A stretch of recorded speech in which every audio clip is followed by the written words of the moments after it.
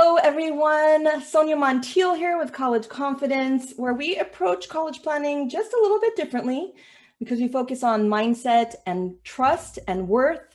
We focus on relationships between teens and families, purpose that aligns with authenticity and strength.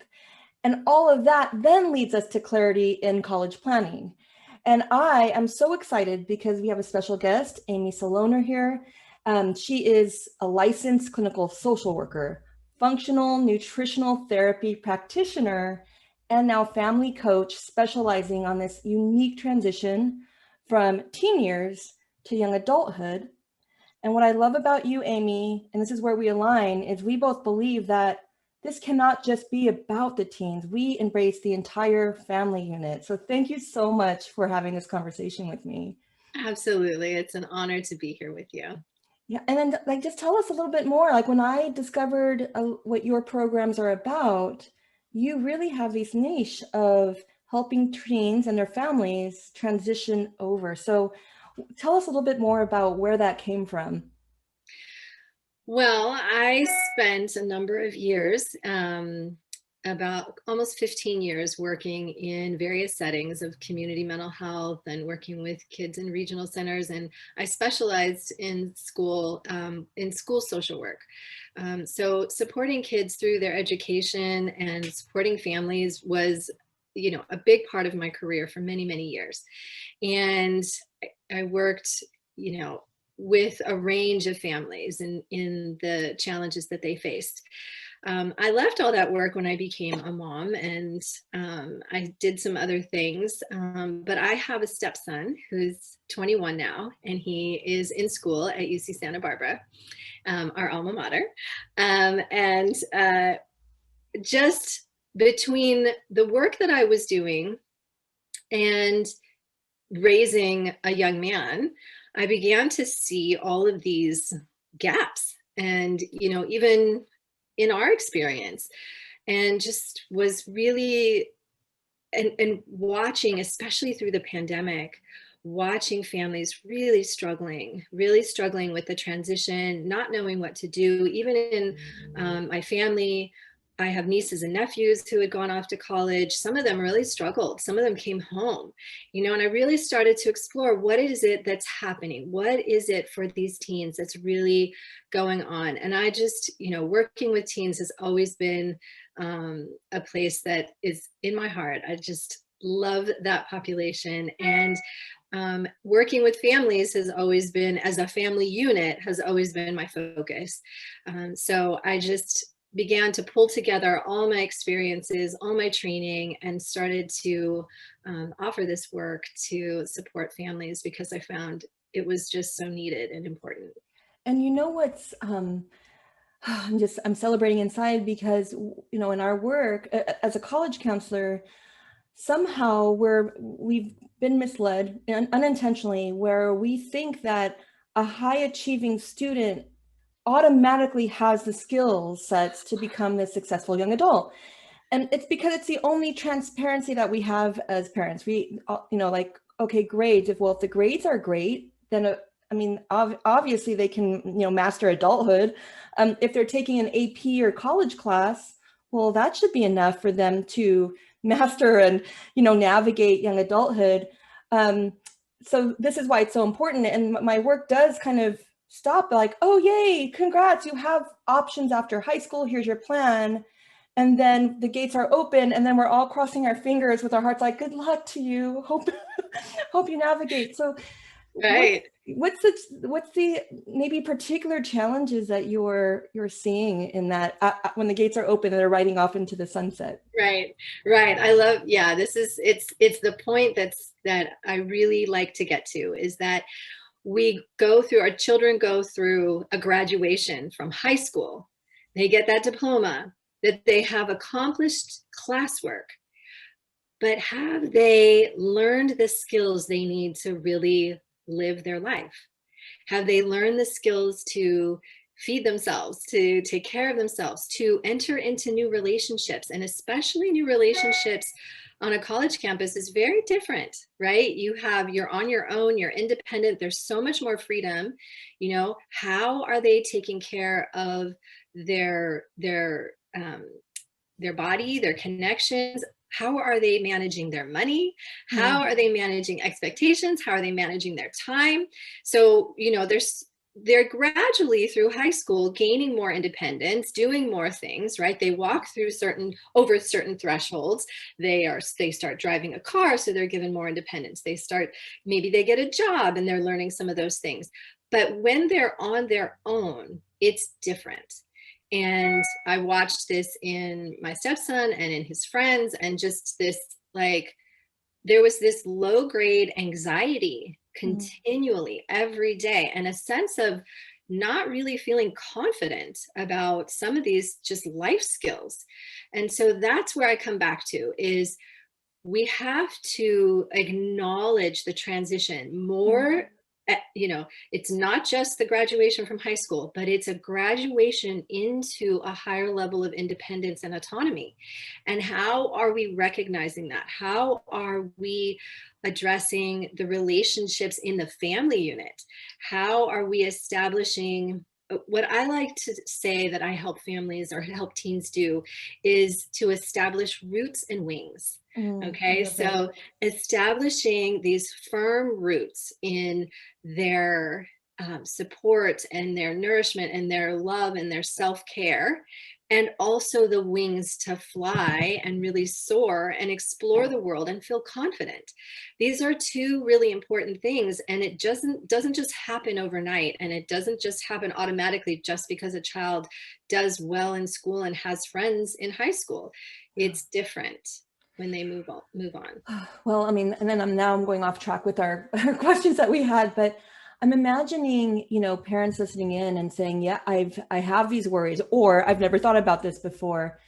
And I think I'm going to, once my teen comes home today, I'm going to sit them down and have all these questions about how am I going to teach you how to do laundry? Okay, we're going to have cooking 101 this Saturday. And, that can go awry in terms of being really blunt about our worries, because with driving the car, it's exciting for a teen because it's a tangible experience that they've been fantasizing about, and they may allow us as parents to be in the passenger seat. But when it comes to these different levels of skill set, I don't know how relevant it is for a teen. I guess what I'm asking is the strategy of letting a teen and building that relationship where there is that trust, where the teen says, yeah, I think I should learn these things. Do you have any recommendations? Right. And some parents do, some parents, teach their kids how to cook an egg, or, maybe there's some skills that they teach them or that are incorporated into their family life. And you think, oh, well, they know all those things. Well, I promise you may have taught them how to maybe handle things in your own home, but it doesn't mean that they know how to handle things that are new and unique outside of the home. And you're right. Sometimes every child is different. And that's the thing. You can say, oh, well, I've already sent a child to school. This is my second or third. Well, every one of them is different. Yeah. And you don't know what you don't know. And they don't know what they don't know. So it's really important to also understand that teens need other adults in their life that are not just their parents. Maybe it's a trusted teacher, but teachers are overwhelmed and overworked. Maybe it's a trusted teacher. Maybe they already see a therapist or counselor. But I think it's incredibly important to have a mentor, a coach, a teacher who is actually focused on these very specific skills that they can build trust in, and that you can trust too, that has your back, right? Sure. All the work that I do is always with families. I don't just work with teens, and I don't just work with the parents, because this is a unit and they need each other. It's a symbiotic relationship that need each other to both, it's a dance. It's a push and pull between allowing independence and autonomy and holding boundaries and developing the expectations and communication to be able to hold those boundaries in ways. And with teens, it's tricky. right? Because Absolutely. they are wanting to do things on their own, but they don't always know how to come back and ask for help when they're in a situation where they don't know. And so this is where having other people that teens can turn to is incredibly important. Well, there that you've really hit. I mean, this is it feels right, right? But there's actually data on our young adults are facing some challenges, and the stress years of their lives is a book that came out where they identified mental health issues, and um, so our 21-year-old, in terms of statistics, many teens that start their college years are coming back home. This is pre-pandemic, so Yes. it was worse during the pandemic for the sake of the pandemic, but even beforehand, a lot of our first-year college students were returning home. Yep. Many different reasons, but some of it, they with this book, The Best Stress Years of Their Lives, was a lack of resourcefulness. Yes. Things were going so right at home, but when it didn't on their own, so the environment that you talked about, they didn't know how to ask for help. Mm-hmm. They didn't know where to go if they wanted to, but Yep. it was this dependency of like, I don't want to ask for help. And Yeah. so recognizing the mental health, like when do you feel like you need help? And I always have this, I always tell other parents, our toughest jobs as parents is not necessarily raising our children, but the selecting the adults that will be a part of our children's lives. Absolutely. Right. And so you're kind of Absolutely. hitting on that. So yeah, what any Absolutely. thoughts to that? Yeah, and you're right. I mean, what we see is an escalation in recent years of anxiety, depression, suicidality.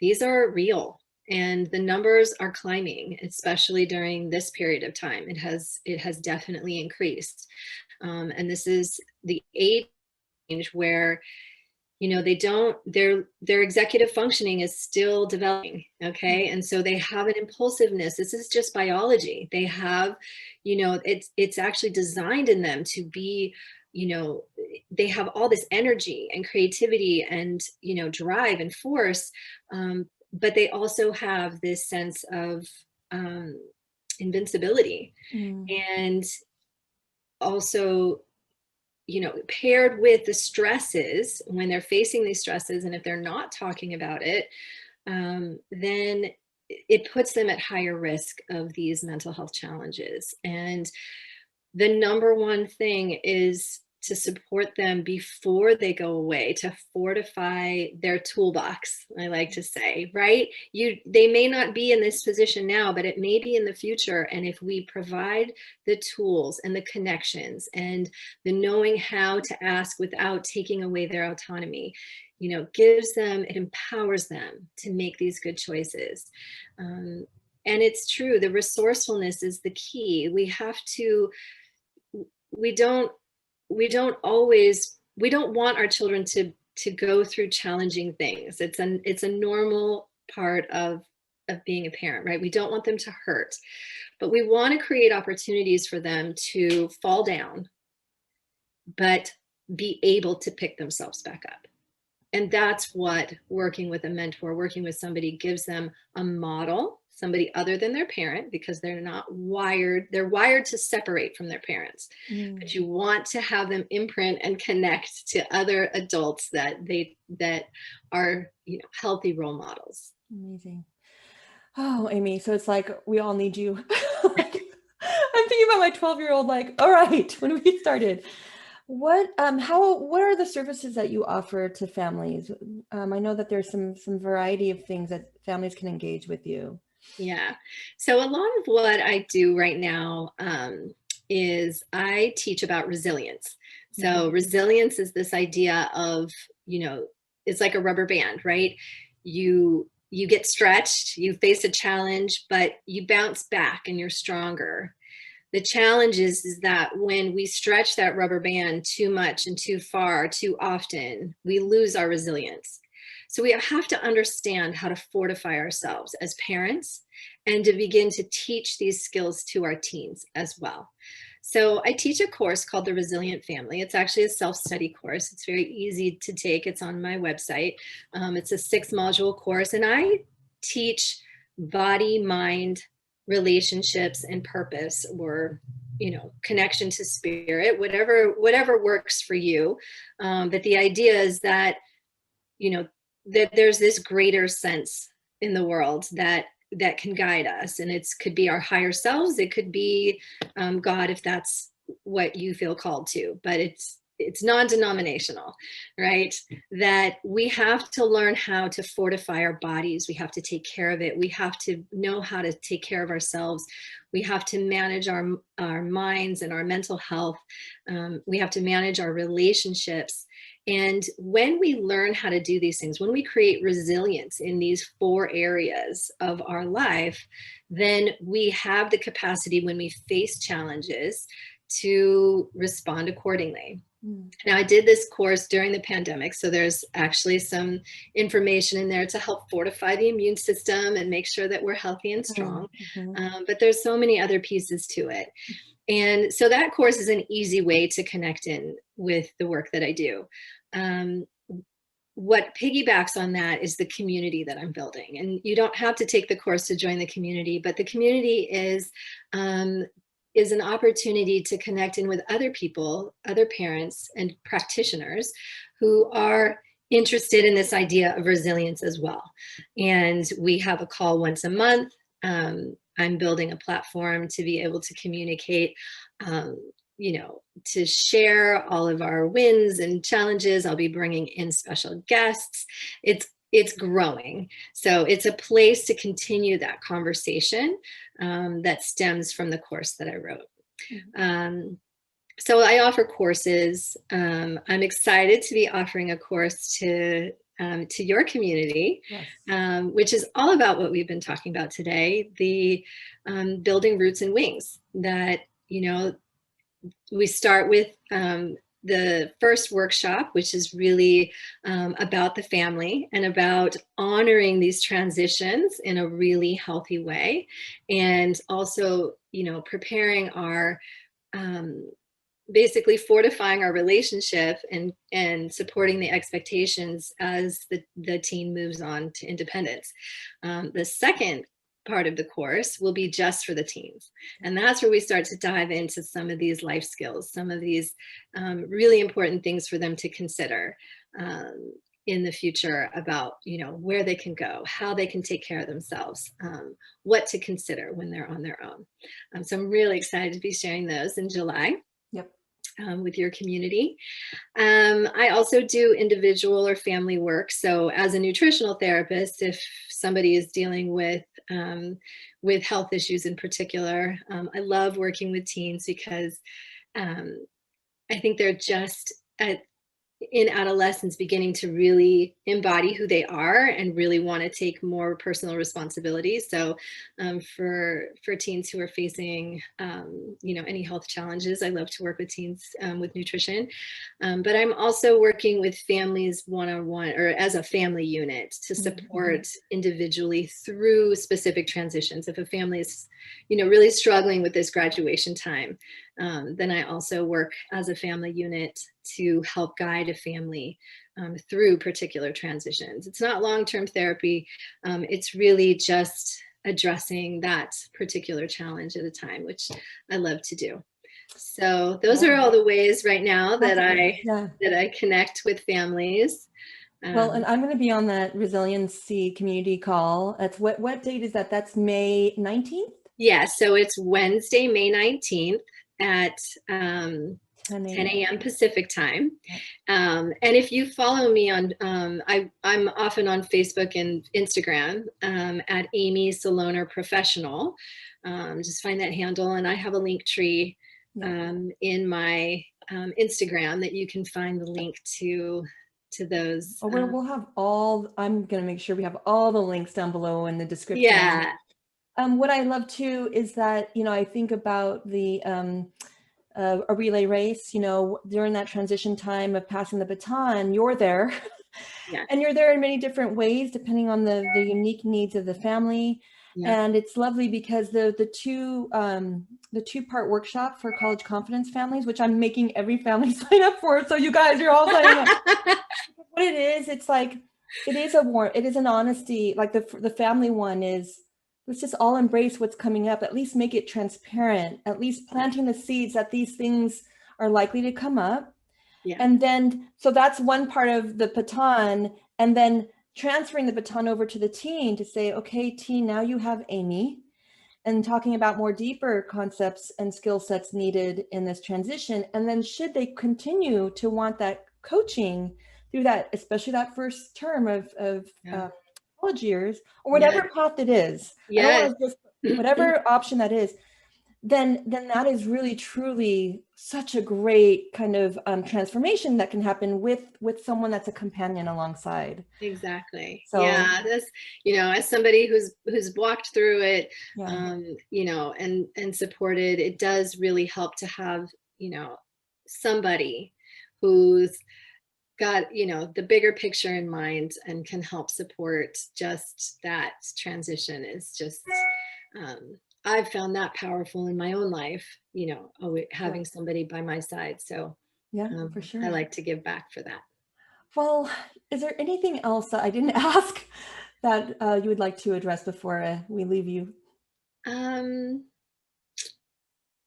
I don't think so. I think, what I want teens to walk away with is, really a feeling of confidence, which is obviously one of Things. your themes. I want teens to feel capable and, you know, really resourced in, they don't have to have all the answers right away. And that's the other thing too, is like, Mhm. you don't have to know everything. You just have to know how to respond, how to how to the steps to take to figure it out when a Mhm. challenge comes to you. Mhm. And it's pretty simple to, doesn't matter the challenge. There's usually a formula to like step back and understand. And that's the truth, is that you can feel confident even if you've never been there before. Mhm. And I want parents to walk away really feeling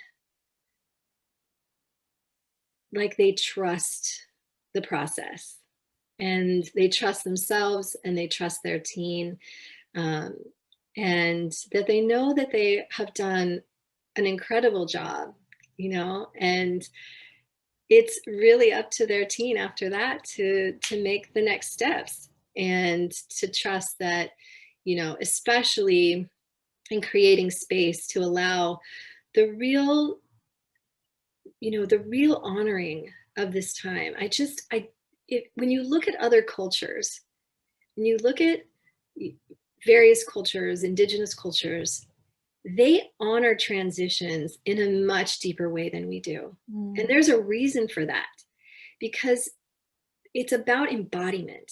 It's about really embodying the next phase of what a young person is moving into. They have to go through a struggle and kind of there be left in the void for a moment, and know that they can come out of it strong and capable, and back into the arms of their community who love them no matter what.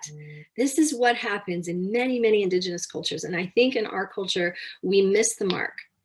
And that is really my goal, is coming back to whatever your culture is. There are ways that you can bring in your own piece to this. I'll provide some steps, but really this is yours. And really to like make it meaningful, and that embodiment piece will just support that young person in being the most, empowered human they can be when they have that opportunity. So that's really my wish in this. And I am so feeling that and grateful, and just so grateful that you're out in the world, just helping remind us about that it's not linear. It's not going No. to the edge and just, kind of a slingshotting in and saying, well, will they come back? We don't know. But really the reminder of it's circular. It's Yes. always been, it's a movement forward, but there's always that sense of home and community, Yes. as there's this independence. And I'm just going to hold on to that for the day. And Yeah. Amy, thank you so much. Again, we're going to have all the links for our families to find you. All my college confidence families, get ready to sign up for the workshop in July. Other than that, you guys all have a great day. Thank you so much.